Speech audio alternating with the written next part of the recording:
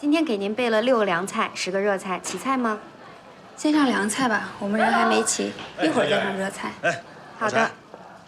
暴雪是我们上次投那个话剧的演员，哎，性格特别好啊。哎，小雪，今天呢是我和柴总的一个合作伙伴张罗的局，正好我们也好长时间没见了，叫上你一块聚聚啊。有他，特别热闹。我给你们介绍一下啊，这是我姐戴小雨，今儿刚好没事儿，所以我就带她一起过来吃饭了。啊，这位是葛总，我上部话剧就是他投的。哦，您好，您好。这位是老柴。柴总。你好。我怎么从来没听你说过，这还有个姐姐呢？我姐她刚从国外回来，早跟您说了也见不着啊，是不是？你们是亲姐俩吗？他爸是我舅舅。我跟我姐长得像吧？这姐俩真是绝代双骄啊！双骄我们就接着了，千万别绝代啊！我跟我姐，我俩都还没结婚呢。太搞笑了。珊珊说公司有事儿，晚点到，让我们先吃。那不能够，必须等。那这样，咱们坐下聊啊。对，你安排。这个主位呢，留给尤总。老柴，咱俩坐尤总边上。行，来，小雪，你坐我这儿。啊，小雨，你坐这儿了。你好，刚才听你说是从国外回来，哪儿啊？挪威。是干嘛？上学？我读本科和研究生，现在呢？刚回来还没想好呢。不着急。哎，介意加个微信吗？加。好，来，我扫你。来，好。别介呀，老柴呀，这说死等的是你，说不等的也是你，是吧？这是尤珊珊，不是，都等这么长时间了，他也不差这会儿。没准什么时候？再等会儿，葛总，哎，杜总，哎呀，从门口路过就听见你的声音了。不是你这什么情况？这是？我说我过来还是打个招呼吧。你这千里眼加顺风耳啊，是啊，这位是一直跟我合作的世诚会计师事务所的杜世军，杜总啊，杜总，很高兴认识各位。今后公司有这个财务外额审计之类的，您找我。尤总，你叮嘱一下，我这务今天除了我谁都不许买单。好。哎，对不住啊！我今天公司有事耽搁了，对不住。这位啊，才是今天这顿饭的东家，尤珊珊，尤总。尤总，这位是我的老朋友杜世军，杜总。尤总，幸会。杜总，您稍等，我迟到得先认罚。你们管这叫什么？嚯，这叫令狐冲啊！没毛病。这位妹妹头一回见啊。你好，你好。嚯，大美女啊！没有。嫂子。什么呀？今天头回见。她是我姐。哎呦，不好意思啊，但是我肯定没猜错的是，她已经加你微信，没错吧？确实。来，赔个，微信都加了还不赔一个？来，欢迎珊姐。来，哇！这样是不是了不得？了不得！那各位我就先失陪了，大家开心啊！好嘞，拜拜啊！回见。哎，好嘞，回见。慢点，杜总，拜拜。服务员，上肉菜。好的。这2位妹妹是？你没来的时候，我已经介绍完了。这是我一妹，暴雪演员，这是她姐小雨。雨。哇，你们姐俩加起来雨加雪，听着都够冷的了。那咱就再干一个暖和呗。暖。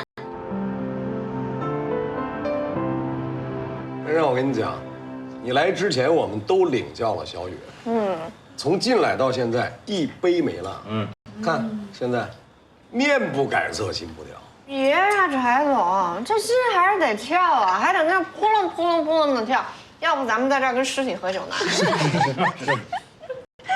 这么厉害啊！来，那我再敬珊姐、柴总和葛总一杯。哎，坐。也不能仗着你漂亮，一杯敬仨人。令狐冲。行。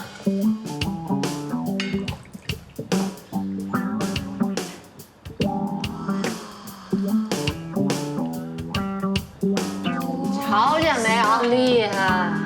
可以。吧？真可以啊，真可以。你这是天赋异禀啊，还是后天的勤学苦练啊？我这应该是家族遗传吧？嗨，我爷爷在世的时候就特别能喝，喝了一辈子酒了，肝一点问题都没有。应该是乙醇脱氢酶分泌的比其他人旺盛。那你是不是做手术都得比别人多打一针麻药？何止多打1针呢？我拔智齿都得全麻。你看这儿，就一群倍儿有理想、倍儿有追求的年轻人在这儿，这教堂好看这个。是不是？大，就好像做生意的人素质都特别低。但是我跟你讲，凡是淘到金的，他根本不可能傻。那首歌怎么唱的？没有人能随随便便成功，你必须要认识到钱的重要，你才能守得住财，明白吗？明白有什么用啊？我也没钱可守啊。没钱挣啊！怎么挣啊？现在眼前就这么一机会，您说说看。陪我吃饭。啊？呸啊！你误会了，我们公司相当一部分业务是公关，我们很多合同啊就是在饭局上签。你看你小雨，长多漂亮，气质又好，读过那么多书，这是你的优势，你得利用它呀。你们公司业务我也不熟啊。不熟学呀，知道一点就可以开始，行，那个让我好好考虑考虑行吗？好不好？好好想想，绝不勉强好嘞。啊！我刚听珊姐说你俩是老乡，你哪儿人啊？湖北荆州。啊，就是刘备丢的那荆州是吗？对。你来北京多久了？我男朋友来北京读博，我是跟着他过来的，应该有3年了吧。3年，那他现在应该毕业了吧？现在博士后了。我去，超级大学霸呀！哎，你俩是怎么认识的？我们俩呢是初中同学啊，他从小学习成绩就好，高考考到了省城读本科。我上完高职就开始找工作了，他读完本科又上了研究生，我就每个月都坐长途汽车去看他。后来他又考上了博士，来了北京。我一想，1000多公里，我干脆就辞了工作，陪着他过来了。刚好我有一个亲戚，他出国了，我替他看房子，就在他们学校附近。那你俩现在住一块吗？没有。过来的姐妹跟我说，不能随便同居。所以他住他们单位的宿舍，每个星期周末呢，把脏衣服拿到我这儿，我再给他做点好吃的解解馋。反正在一座城市里，彼此都能看得见，他心安，我也心安。你俩不打算结婚啊？算了，等他毕了业就结。那你呢？有男朋友吗？我当然是有过了。哎，2位老帅哥，3位大美女，明天跟我一起去骑马吧。什么鬼？骑马？别老喝大酒，得锻炼锻炼身体。我去不了，我明天有会。哎，真的我跟人约了打球了。你们太扫兴了。你们仨呢？我就算了吧，我最害怕运动了，让我多睡会儿吧。你我倒是有时间，可是可什么可？算你一个。你我没问题，我没有我姐那么懒，我 OK。就这么定了啊。好的。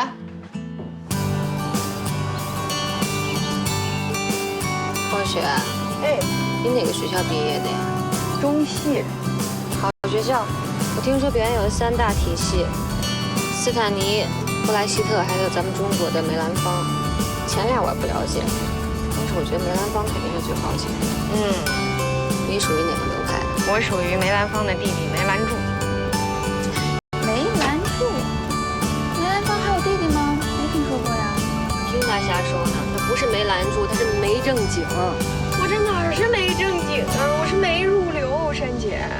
我毕业都已经3年了，现在还在给各个剧组打补丁跑龙套。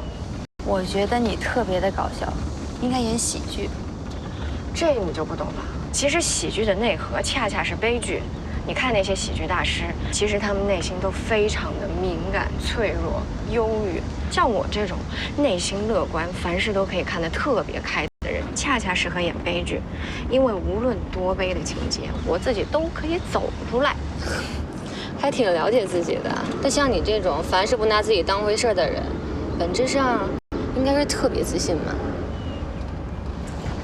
瞧珊姐这台阶给我垫的，舒服。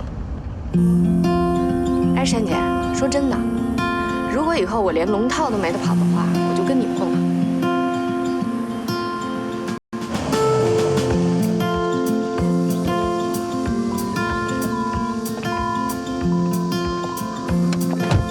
老大，这个马场是你的呀？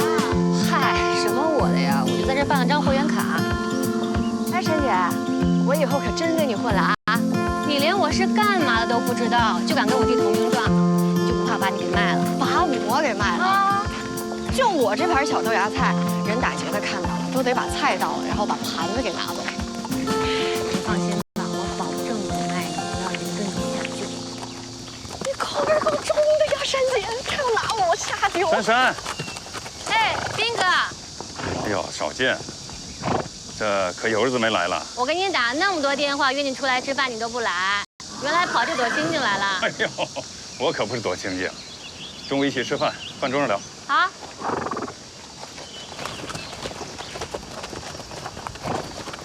嚯！你看，这小姑娘骑在马上真的好酷啊！待会儿我们也会像这样的，绝不可能。对我那么没有信心吗？来，先带你们欣赏欣赏这儿的马。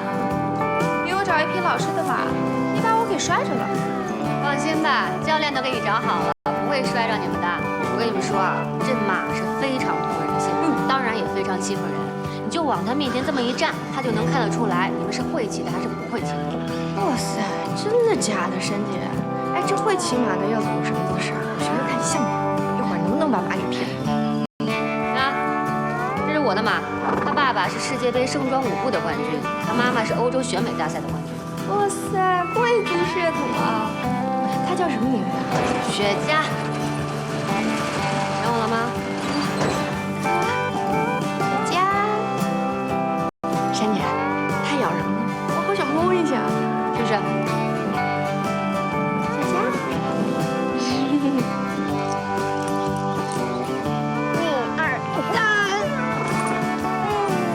三位美女，帮个忙怎么样？我在这马场拍个广告，能不能麻烦你们仨临时当个群众演员啊？真找对人了啊！专业群众演员。暴雪，刘良洲。哎，巧了，你怎么也在这儿？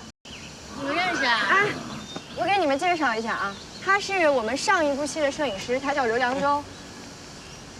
你们真会找地儿啊！你拍什么呢？广告，战马，功能饮料。玉姐也在呢。玉姐也在这儿。哎，可以呀。正好，待会儿让他们给你抹抹脸、化化妆。行啊。哎，我陪不了你们啊，我一会儿有事儿啊，不能跟你们一起了。你们练练再拍啊，注意安全。好嘞，周西，那咱们走，你带路吧。玉姐，临时抓俩群众演员，看看谁？哇，怎么这么巧啊？你这是碰上了，让他给找来了。玉姐，我想你了。哎呦，最近学习成绩怎么样？不能光为了骑马，把学急落了啊！哥，最近生意怎么样啊？哎，不好啊。哎呀，爸爸跟阿姨说两句话。好。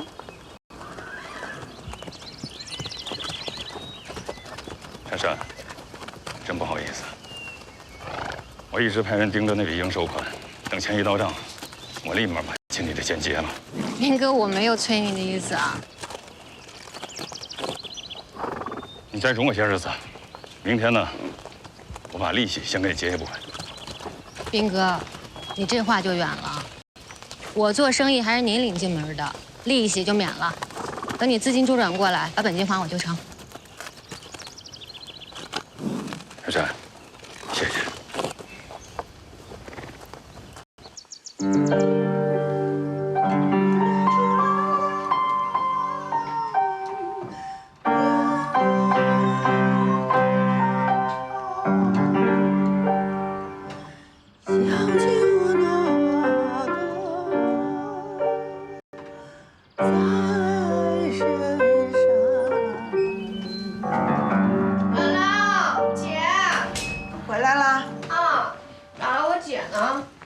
出去了，说是要到一家公司去看看。累死我了。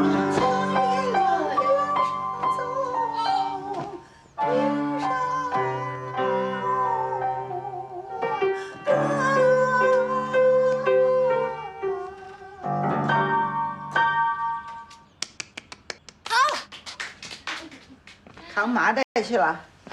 心血来潮，跟俩姐妹骑马去了。哎呦，我这腰和屁股都已经不是我自己的了，姥姥帮我捏捏吧。哎呦喂，我50多岁的时候还能骑车去香山打泉水，我哪能跟您比呀？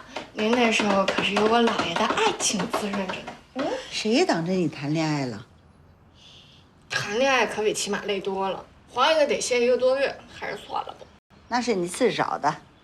那是本小姐遇人不淑，好不好？拉拉，您陪我去煮碗面吧，我吃饱了立刻下套子给您套一男朋友去。给我套一个男朋友，用不着。姥姥最好了。哎呀。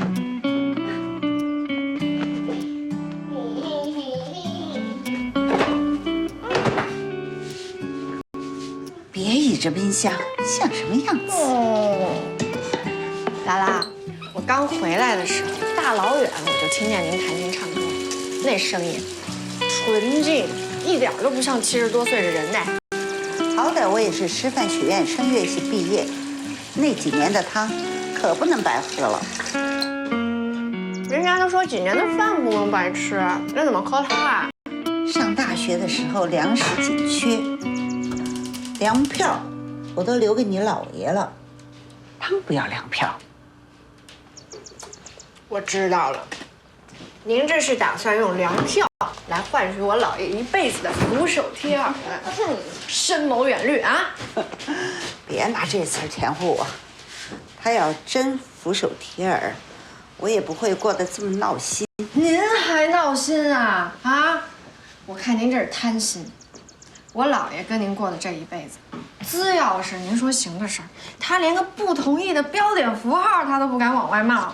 您还想怎么着啊？他就是嘴上不说，架不住双手往外送啊！要不是我拦着，这个家早就被他送光了。你妈大学毕业到深圳工作，生你的时候回到北京，我给她伺候的月子。产假休完，她要回深圳上班，我心疼你们娘俩，让她把你留在北京，我和你姥爷一起帮忙照顾。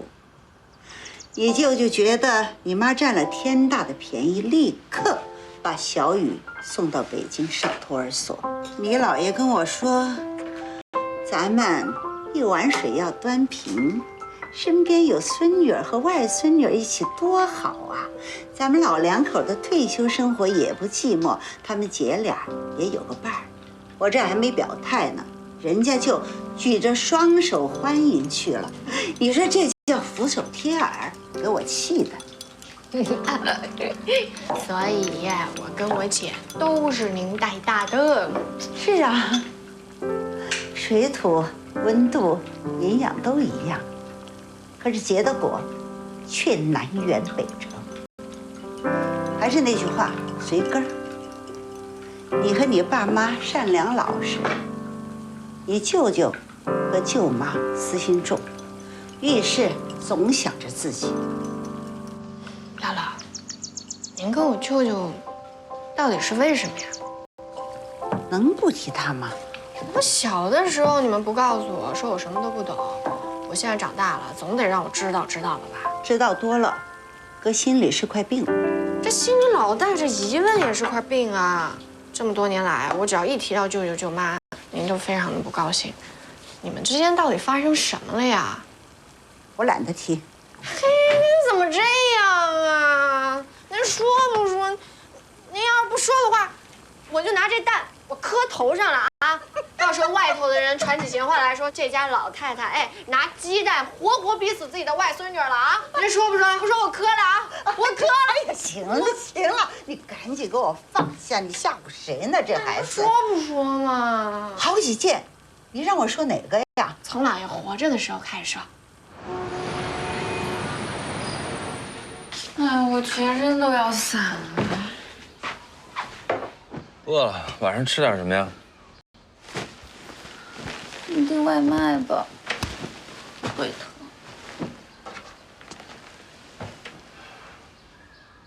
我说你以后啊，少跟尤珊珊接触吧。她身边都是些什么人呢？全是好色老头，带着你们游山玩水，美其名曰锻炼身体，实际上想什么呢？个个没安好心。我说你这人怎么这么龌龊呀？懒得给你抬杠，肩膀疼。肩膀疼什么呀？你不是就腿疼吗？给你抬杠抬的。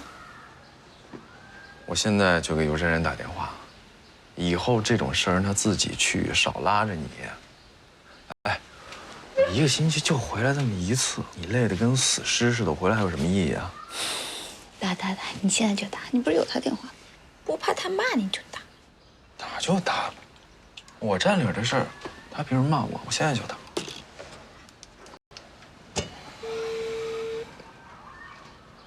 哎，喂，尤珊珊啊，我理解啊。怎么了？你说。那个，有个事儿我就跟你直说了啊，麻烦你以后不要带着我们冯曦出去瞎混，行吗？啊，不管你是出于好心，还是出于有意，现在已经严重影响到了我们二人世界。你要是对我们感情有什么意见呢，可以跟我们俩聊；你要是对我个人有什么意见呢，你也可以跟我直说，你别用这种方式干扰我们了，行吗？哎呀，好了，李想，你叨叨完了吗？我带冯曦出去，我是想带她见见世面，给她平淡无奇的生活制造点色彩，我没想给她制造什么出轨机会啊。不，要不你让她干嘛呢？哦，24小时在家里等你回来伺候你是吗？你把她当成什么了？女朋友还是老妈子？做人不能这么自私，你知道吗？一上来就跟我这唧唧歪歪的。哎，我问你个问题，你说话呀，我问你呢。那你说，咱俩谁是老爷们儿？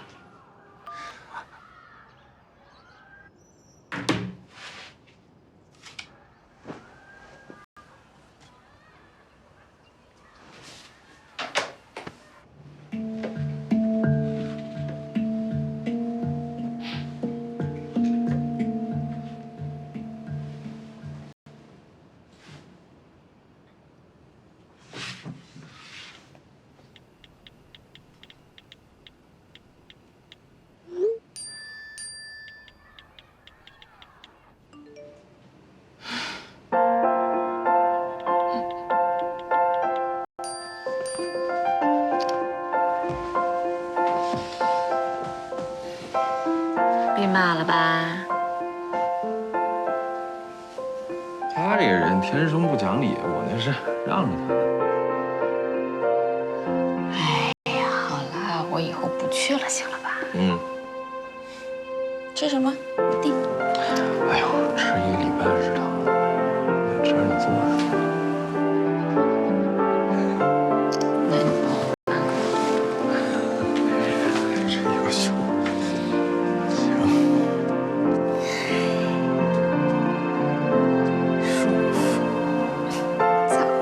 就完了，非得找他去。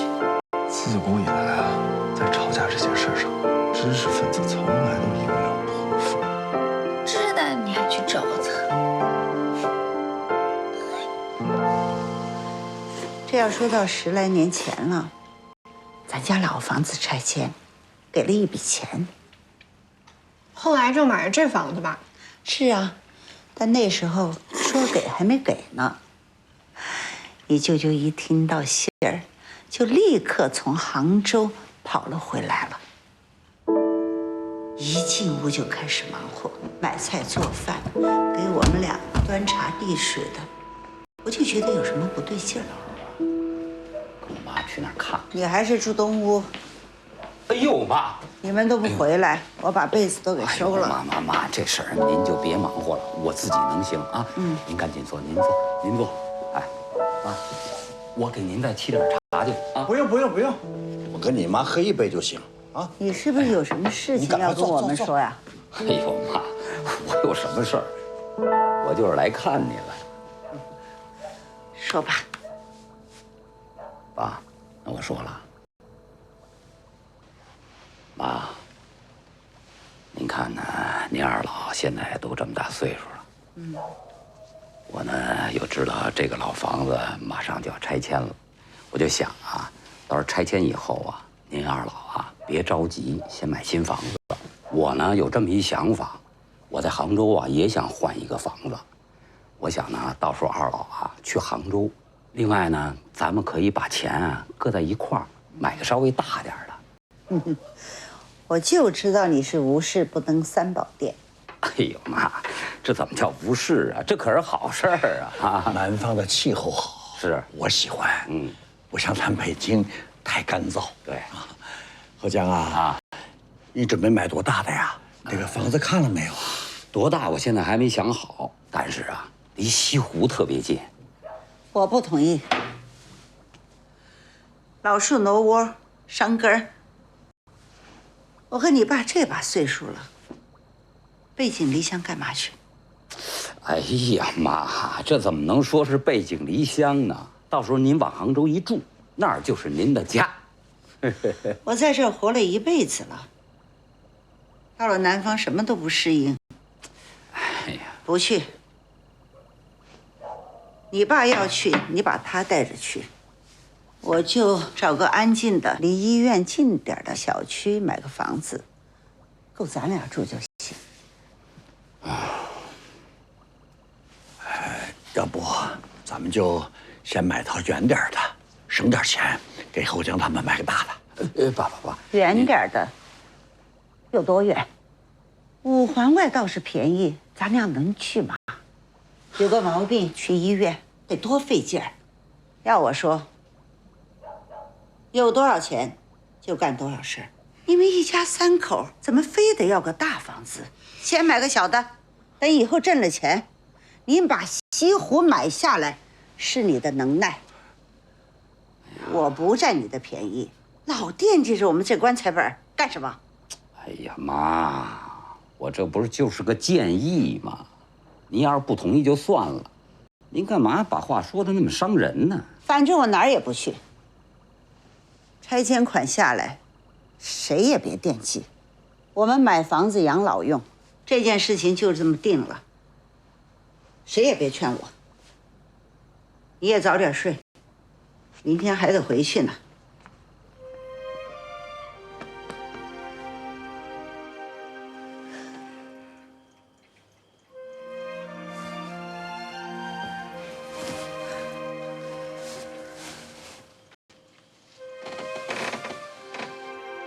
孩子也是一片孝心，啊。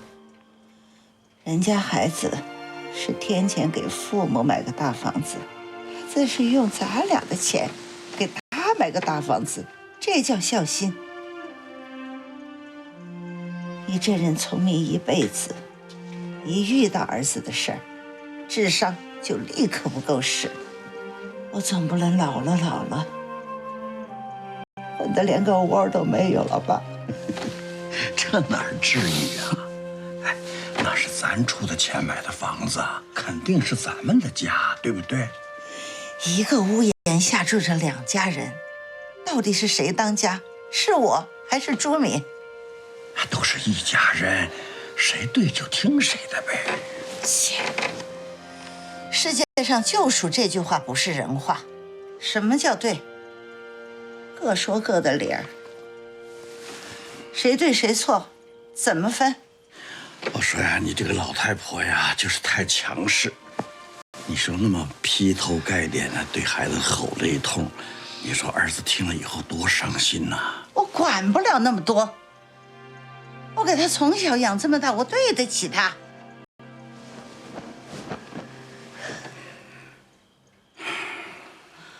后来我们买了这个房子，你舅舅也消停了一段时间。大概过了半年吧，这房子里里外外也收拾明白了。刚想过几天舒服日子，就又来事儿了。我舅舅又来了？没来，他怕见我，他偷偷的给你姥爷打电话。后江今天来电话了，我知道。有个事儿我要跟你商量一下。好事坏事？好事儿，小雨要去欧洲留学了。哦，那是好事儿。现在呢有2个选择，一个是英国的学校，只有1半奖学金，但是呢生活花费呢会少一点。还有一个呢是挪威的学校，全额奖学金，但是其他的费用呢会多一点。哎，这可是咱家第1个留洋的。你要干嘛？你听我说完啊，这个1年连上学带生活呀，差不多也就10来万块钱，我觉得也不算多。不多，也不少。他要有钱就送去呗。哎，他们不是刚买了房子吗？我们不也是刚刚买了房子吗？没钱资助他们。哎，咱们不是还有100万理财的钱吗？打住！戴望西，我告诉你哈，我只担负儿女接受教育的费用。后江大学本科毕业，程程研究生毕业，行了，于情于理我都对得起他们俩。你别狗懒八宝屎，什么事都往自己的筐里捡。这笔钱你想都别想。我记得我姥爷火化那天下午，我还去上课了。回来以后，我就看见我妈在那儿哭，不管我问什么，她都不说。最后还是我爸告诉我的，他说那天舅舅跟人吵架了。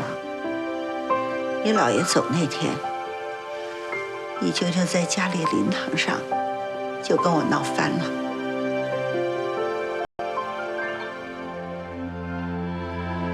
妈，您嘴干的都起皮了，喝口水吧啊。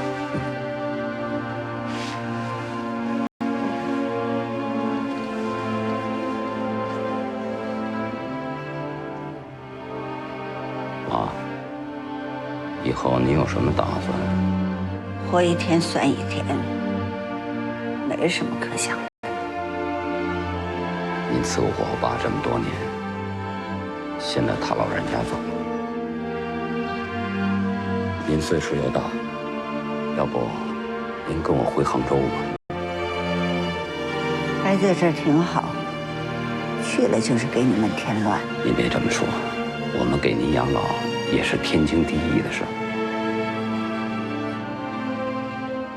你们2口子支撑小雨留学就已经够压力了。妈，我哥有压力，我没压力。要不您跟我一块儿去深圳住一段时间，什么时候想回来，什么时候再回。程程，我看呀，还是妈跟着我走。我哪儿也不去。你们要是想我了，就回来看一眼。您怎么就这么犟啊？您呀，去我们俩谁家我们都欢迎。您说，您都这么大岁数了，一个人住这么大房子，以后收拾起来多麻烦。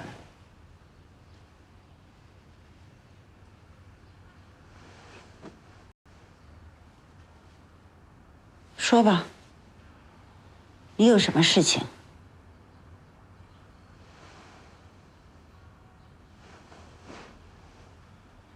妈，他是这样，我呢有点小事儿，但是我呢先声明啊，我不会占您一点便宜的。我现在做一笔买卖需要资金，我呢就把我杭州那房子想抵押，但是钱不够。您看，您能不能先帮我救个急，把这个房子做下抵押？到时候呢，我这个连本带利都还给你。我就知道，你没憋着什么好主意。你爸骨灰还烫手呢，你就打这房子的主意。哎呀，你想把我往哪儿赶？你看您说呢，这房子是抵押，它不是卖，还是您的。要是做生意赔了呢？我把杭州的房子卖了，还给您。你不是刚才说杭州那个房子不值这个钱吗？过几年就值钱了。你这人眼里就是惦记着你自己那点既得利益。你爸在世的时候，退休前的存款，退休后的房产，哪一样你没动点心思？那哪一样您给我了？我没给是我明智，我欠你的嘛。我现在就把话撂在这儿，只要我两只眼睛还睁着，这个家就是我说了算。呀妈，您光知道要求子女，从来不要求自己。人家别人家的父母啊，都是想尽一切办法帮助自己的孩子，可您倒好。我也不说了，反正您放心，我以后啊肯定会还给您的。你是不是我要把身上的肉一片一片的割下来喂你吃，我才是一个尽心尽责的妈？妈，别说了好不好？我对不起你吗？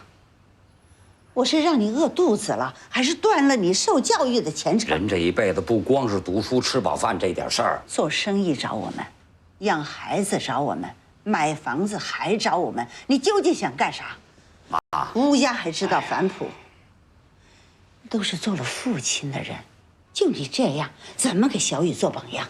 那我给您养老，算不算是也是对您的报答呀？你拿我卖房子的钱，我自己房子的钱来养我的老，而且还养着你们一大家子人。你们两个人身强力壮，有胳膊有腿儿，还来找快70岁的人要钱，你到底亏不亏心？不是跟您说了吗？我只是做个抵押。您要如果不信啊，这样，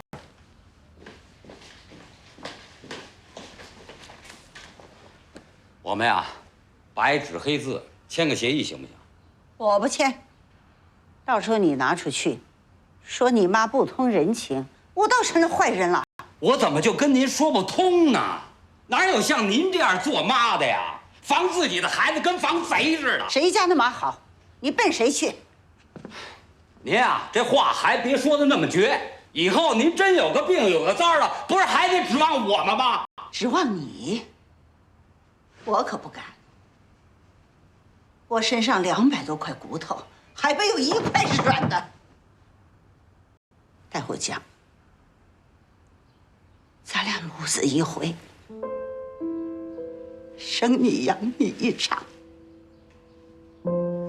到现在竟然成了罪过。好，好啊！从今往后，我们划清界限。我不再是你妈，你也不是我儿子。你要是这么说，我也不勉强了。以后啊，有什么事儿您也别找我了，您还是找程程。你给我滚！你给我滚！妈，我走。你别管，跟你没关系。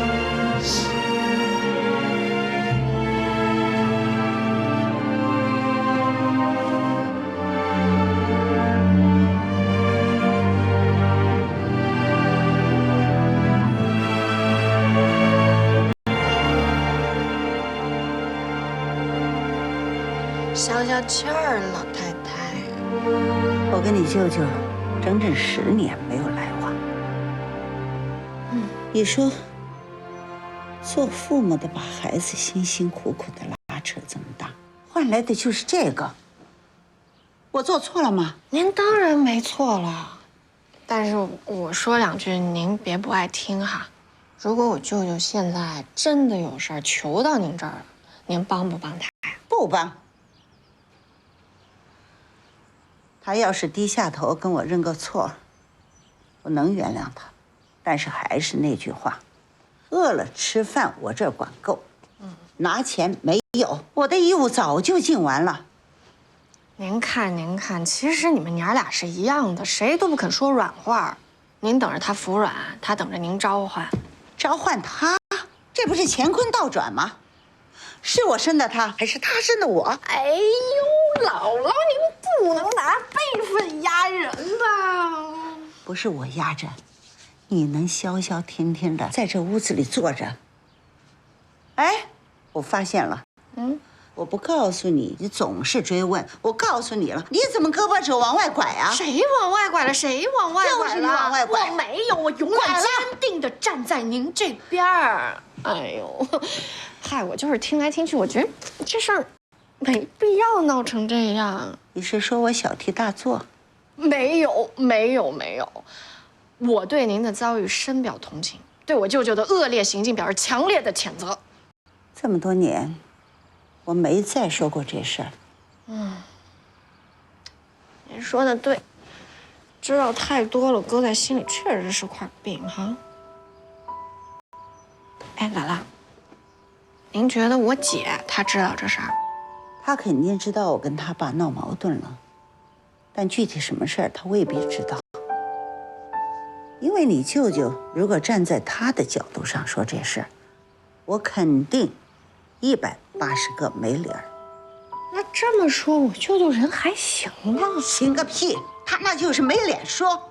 哎呀，老太太，您这逻辑相当可以。没什么逻不逻辑的。害人之心不可有，防人之心不可无。咱这一辈子不坑别人，但是谁要坑我，也没那么容易。